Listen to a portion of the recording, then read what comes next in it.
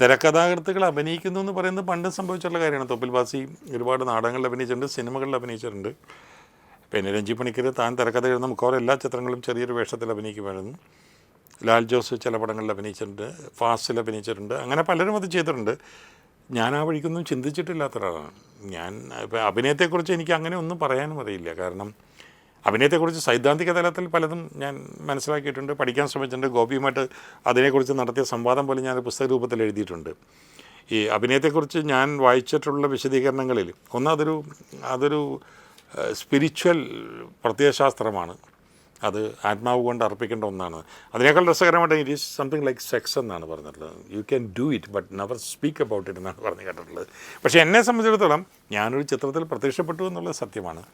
അത് എനിക്ക് വളരെ പ്രിയപ്പെട്ട ആഷി കപൂർ അദ്ദേഹത്തിൻ്റെ ഒരു ചലച്ചിത്രത്തിൽ അദ്ദേഹം സങ്കല്പിച്ചിട്ടുള്ളൊരു കഥാപാത്രത്തിന് എൻ്റെ ഒരു ശരീരഭാഷ ഇണങ്ങുന്നു എന്ന് പറഞ്ഞപ്പോൾ എന്നെ വളരെയേറെ നിർബന്ധിച്ച് ആ വേഷം ചെയ്യണമെന്ന് ആവശ്യപ്പെട്ടു. അപ്പോൾ ഞാൻ അദ്ദേഹത്തോട് പറഞ്ഞത് എനിക്ക് അഭിനയിക്കാൻ അറിയില്ല.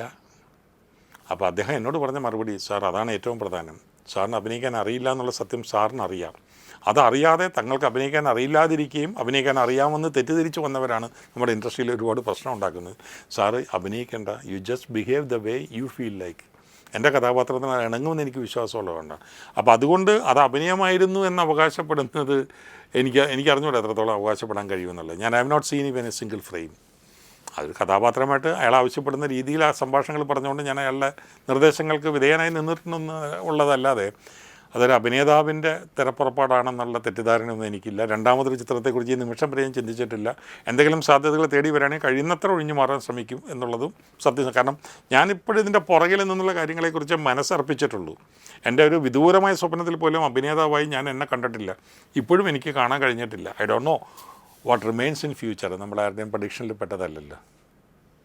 ഒരു കാലഘട്ടത്തിൽ അങ്ങനെ ഒരു സംഭവമേ മലയാള സിനിമയിൽ ഇല്ലായിരുന്നല്ലോ. ചെമ്മീൻ സിനിമ നിങ്ങൾ ആരാണ് തിരക്കഥ എന്ന് ചോദിച്ചു നോക്കുക, അതിൻ്റെ ക്രെഡിറ്റ് ലിസ്റ്റിൽ തിരക്കഥാകൃത്തിന് പേരില്ല. കഥ തകഴി ശിവശങ്കരപ്പിള്ള, സംഭാഷണം എസ്.എൽ. സാധനം തന്നെ കഴിയും.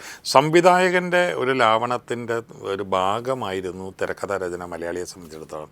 തൊപ്പിൽ ബാസിയും എസ്.എൽ. സാധനത്തിനൊക്കെ എഴുതുമ്പോഴും ആ ഒരു ഘട്ടമാണ് തുറന്നു വന്നിരുന്നത്.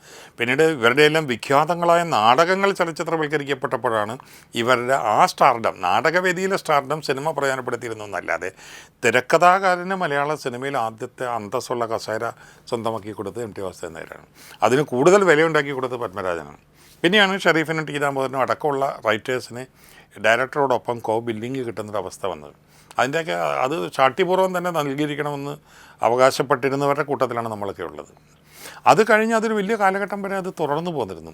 പിന്നീടൊരു കാലഘട്ടം കഴിഞ്ഞ് വന്നു കഴിഞ്ഞപ്പോൾ സ്റ്റാർഡത്തിന് അമിതമായ പ്രാധാന്യം വന്നതോടുകൂടി, പണ്ട് മഞ്ജുനാഥിൻ്റെ ഒരു പടം എന്ന് പറഞ്ഞാൽ ആര് ഡയറക്റ്റ് ചെയ്യുന്നു എന്ന് പോലും നോക്കാതെ ആളുകൾ പോയി കാണുമായിരുന്നു. കുഞ്ചാക്കോയുടെ പടം വയലാർ ദേവരാജൻ കുഞ്ചാക്കോ എന്ന് മാത്രം വെച്ചാൽ ആര് അഭിനയിക്കുന്നു എന്ന് അന്വേഷിക്കില്ലായിരുന്നു.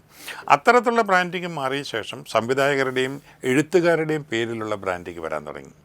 അത് കഴിഞ്ഞ് നമ്മുടെ ബ്രാൻഡിങ്ങിൻ്റെ ഒരു കൾച്ചർ എന്ന് പറയുന്നത് താരാധിഷ്ഠിതമായി.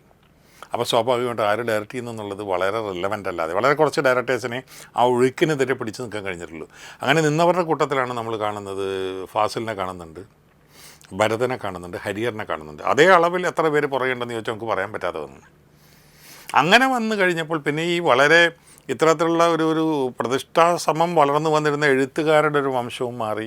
ഒരുപാട് എഴുത്തുകാർ രംഗത്ത് വരികയും അവർക്കാർക്കും ഈ പറഞ്ഞ രീതിയിലുള്ള ഒരു ഇടം കിട്ടാതെ പോയത് അവരുടെ ഭാഗത്തുനിന്നുള്ള കോൺട്രിബ്യൂഷൻ കുറഞ്ഞതുകൊണ്ടല്ല, അവരുടെ ഇടങ്ങൾ കൂടി ഈ സിംഹാസനങ്ങൾക്ക് വേണ്ടി പകുത്ത് മാറ്റപ്പെട്ട് കഴിഞ്ഞപ്പോഴുണ്ടായ സ്വാഭാവികമായൊരു സംഭവമാണത്.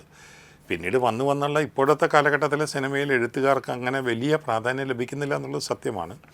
അത് മനഃപൂർവ്വം ഒഴിവാക്കുന്നതാവില്ല. സിനിമയുടെ രീതികൾ മാറുന്നു, അതിൻ്റെ വിപണന തന്ത്രങ്ങൾ മാറുന്നു, അതിൻ്റെ ഭാഗമാകണം.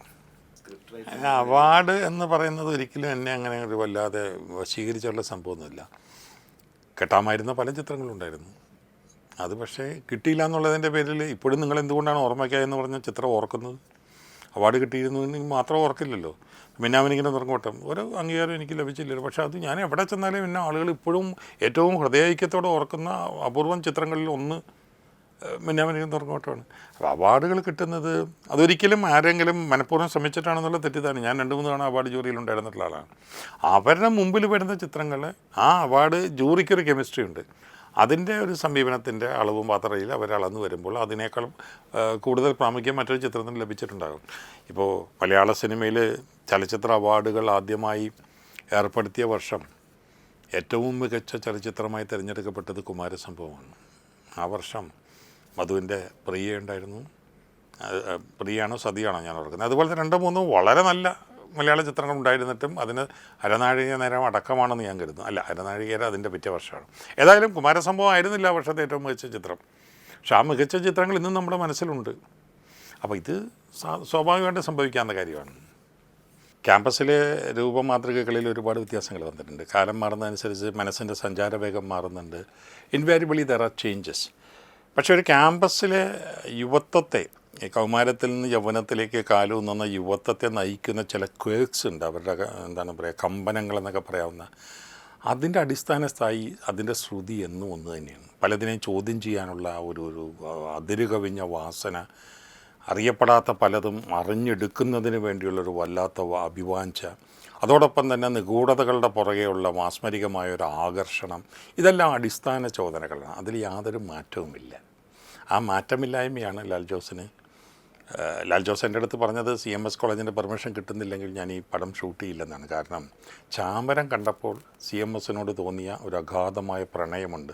ഇന്നും CMSൽ ചാമരം വഴികളുണ്ട്, ചാമരം പൂത്തുലഞ്ഞ് നിൽക്കുന്ന മരങ്ങളുണ്ട്, പ്രണയ വഴികളുണ്ട്. അത് എല്ലാ ക്യാമ്പസിനും, എനിക്ക് തോന്നുന്നത് ഒരു 50 വർഷത്തിലേറെ പഴക്കമുള്ള എല്ലാ ക്യാമ്പസുകൾക്കും അത്തരത്തിലുള്ള പ്രണയത്തിൻ്റെ സ്തൂപങ്ങൾ സ്വന്തമാണ്. മരേസ് കോളേജിലെ മുത്തശ്ശി മരങ്ങളുടെ ചുവട്ടിൽ ആയിരക്കണക്കിന് പ്രണയ ജോഡികളുടെ വിതുമ്പലുകളും തേങ്ങലുകളും സ്വപ്നങ്ങളും കിനാവുകളും നൃത്തം വയ്ക്കുന്നത് ഇപ്പോഴും നമുക്ക് കാണാൻ കഴിയും. ഞാൻ എൻ്റെ പേഴ്സണൽ അനുഭവം പറയാം. ഒരു പക്ഷേ ചാമരം എഴുതാൻ തുടങ്ങുന്ന കാലഘട്ടത്തിൽ ഞാൻ കോളേജ് വിട്ട് വന്നിട്ടൊരു 72 കോളേജ് വിദ്യാഭ്യാസം പൂർത്തിയാക്കിയിട്ട് 76-77 കാലഘട്ടത്തിലാണ് ഞാൻ ആ പടം എഴുതുന്നത്. സ്വാഭാവികമായിട്ടും അതിലുള്ള പല സന്ദർഭങ്ങളും കഥാപാത്രങ്ങളും എൻ്റെ ക്യാമ്പസ് ജീവിതത്തിൽ എനിക്ക് വളരെ പരിചിതരായിരുന്ന എൻ്റെ സഹപാഠികളാണ്. നെടുമുടി വേണുവിന് ആദ്യമായിട്ട് സംസ്ഥാന അവാർഡ് കിട്ടുന്ന ഫാദർ നെടുമുടി എന്ന് പറയുന്ന കഥാപാത്രം BAക്ക് എന്നോടൊപ്പം പഠിച്ചിരുന്നൊരു വൈദികനാണ്. അദ്ദേഹം വൈദികനായതിനു ശേഷം ഡിഗ്രി കോഴ്സിന് വന്ന് ചേർന്നതാണ്. ഇപ്പോൾ വയനാട്ടിൽ എവിടെയോ ഒരു വയോധികനായ മോൺസിഞ്ഞൂറായിട്ട് അദ്ദേഹം ഇടവക ഭരണം നടന്നു. അദ്ദേഹത്തിന് അറിഞ്ഞുകൂടാ അദ്ദേഹത്തെയാണ് ഞാൻ കാരിക്കേച്ചർ ചെയ്തതെന്നുള്ളത്. അപ്പോൾ നമ്മുടെ ഓൺ എക്സ്പീരിയൻസിൽ നിന്നാണ് നമ്മളത് എഴുതിയിട്ടുള്ളത് പലതും. ബാലകൃഷ്ണൻ മാങ്ങാടിൻ്റെ ഒരു നോവലിലെ കഥയുടെ ചില അംശങ്ങൾ മാത്രമാണ് അതിൻ്റെ ഘടനയ്ക്ക് വേണ്ടി നമ്മൾ സ്വീകരിച്ചിട്ടുള്ളത്. അതിലെ ക്യാമ്പസ് ജീവിതം എന്ന് പറയുന്നത് നമ്മുടെ റോ എക്സ്പീരിയൻസ് ആയിരുന്നു. ആ റോ എക്സ്പീരിയൻസ് ഇന്നത്തെ കാലഘട്ടത്തിൽ അവതരിപ്പിക്കുമ്പോഴും അതിന് നമുക്ക് നൽകാൻ കഴിയുന്ന ആടയാഭരണങ്ങളിലോ അലങ്കാരത്തിൻ്റെ എന്താ പറയുക കൊലുസുകളിലും മാത്രമേ വ്യത്യാസം വരുന്നുള്ളൂ. ആ മനസ്സിൻ്റെ കുതിപ്പെന്ന് പറയുന്നത്, അതിൻ്റെ കമ്പനമെന്ന് പറയുന്നത്, ഇറ്റ് കണ്ടിന്യൂസ്.